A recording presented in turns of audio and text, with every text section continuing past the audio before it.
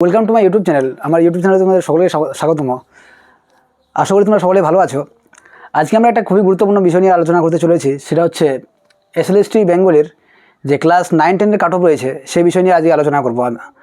আমাদের ভিডিওটি হয়তো তোমাদের মনে হতে পারে এত দেরি কেন হলো, কারণ যে আমরা একটা সার্ভে কন্ডাক্ট করেছিলাম আমাদের বিভিন্ন সোশ্যাল মিডিয়ায়। মোটামুটি 4 থেকে 5 হাজার জন সেই ক্ষেত্রে পার্টিসিপেট করে পশ্চিমবঙ্গের বিভিন্ন জেলা থেকে ক্যান্ডিডেটরা ছিল, উত্তরবঙ্গ থেকে শুরু করে দক্ষিণবঙ্গে পর্যন্ত। তবে অনেকেই পরীক্ষা দেওয়ার দিন একটা গুজব ছিল যে কোয়েশ্চেনপত্রের যে মান সেটা কিন্তু অনেকের মনে ছিল যে না আমি 58 পাবো, আমি তো পরীক্ষা ফাটিয়ে দিয়েছি, একদম আমি ঝান্ডা গাড়ি দিয়েছি, এরকম অনেক রকম কমেন্ট করেছে আর কি অনেকেই, যে স্যার এত কোয়েশ্চেন মানে সহজ ছিল আর কিছু বলার নেই। কেউ বলছে আমি 58 পাবো, কেউ বলছে 57 পাবো, এরকম একটা মোটামুটি সবারই মুখে শোনা গেছিলো। মানে মনে হচ্ছিলো যে অন্য সাইড বা সাইডেই কাট অফ যাবে মনে হচ্ছিলো।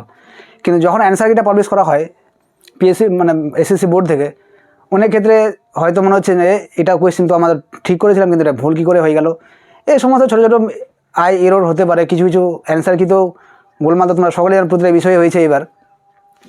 তবে বিভিন্ন জনের বিভিন্ন সোর্স থেকে যে আমরা তথ্যটা পেয়েছি সেক্ষেত্রে একটাই তোমরা দেখতে পাচ্ছ যে জেনারেলের মোটামুটি যদি কোনো প্রার্থী 54 থেকে 56 পেয়ে থাকো, তার কিন্তু মোটামুটি অ্যাটলিস্ট ইন্টারভিউতে পাওয়ার তার ডাক বা সম্ভাবনা অনেক বেশি রয়েছে। কেননা দেখো 54 থেকে 56 একটা ডিসেন্ট মার্কস, কিন্তু মানে খুব কম মার্কস না কিন্তু এটা। কেননা কারণ যে অনেকেরই 2-3টা ভুল প্রতিটাতেই হয়ে যায়। কেউ ধরো যখন ওএমআর ফিল করতে যাও 1-2টা এরর হয়ে যায়। তারপরে কিছু তো অ্যান্সার কিতে দেখতেই পাচ্ছ, তোমরা সকলেই জেনে গেছো আজ অবধি যে প্রতিটা সাবজেক্টে মোটামুটি গোলমাল আছে। তারপরে ওবিসি বির কোনো ক্যান্ডিডেট যদি 52 থেকে 54 পেয়ে থাকো, তারও কিন্তু ডাক পাওয়ার সম্ভাবনা অনেক রয়েছে।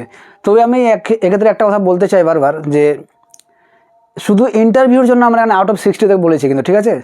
এর মানে এটা না যে তুমি ইন্টারভিউতে গেলেই মানে তোমার একদম চাকরি পাওয়ার সম্ভাবনা বেশি রয়েছে। তোমরা জানো যে বাংলা সাবজেক্টে আমাদের অনেক বেশি সিট রয়েছে, কিন্তু তা সত্ত্বেও ধরো যে মোটামুটি এক্সপিরিয়েন্স টিচাররা ওরা 10 নম্বর বেশি পাবে, তো তাদের তো এমনিতেই এগিয়ে থাকছে, সেই জন্য ওদের চান্সটা একটু বেশি আছে।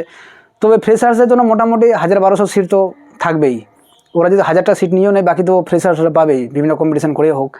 ওবিসি বির ক্ষেত্রে কোনো প্রার্থী যদি 51 থেকে 53 পেয়ে থাকো, ঠিক আছে, মোটামুটি তার কিন্তু সম্ভাবনা মানে অনেকটাই বেশি বা প্রবল রয়েছে।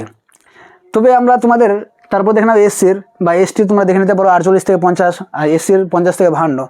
তবে আমরা একটা কথা বলবো, দেখো তোমরা ডাক পেলে সবই ভালো কথা, এরপরেও কিন্তু তোমাদের ইন্টারভিউর জন্য প্রিপারেশন নেওয়াটা, যেমন আমাদের ইউটিউব চ্যানেলে বিভিন্ন ধরনের ইন্টারভিউ প্রিপারেশন নেওয়া হয়, যেমন প্রাইমারি ইন্টারভিউ প্রিপারেশন হয়ে গেল, এসএলএসটির প্রিপারেশন হয়ে গেল।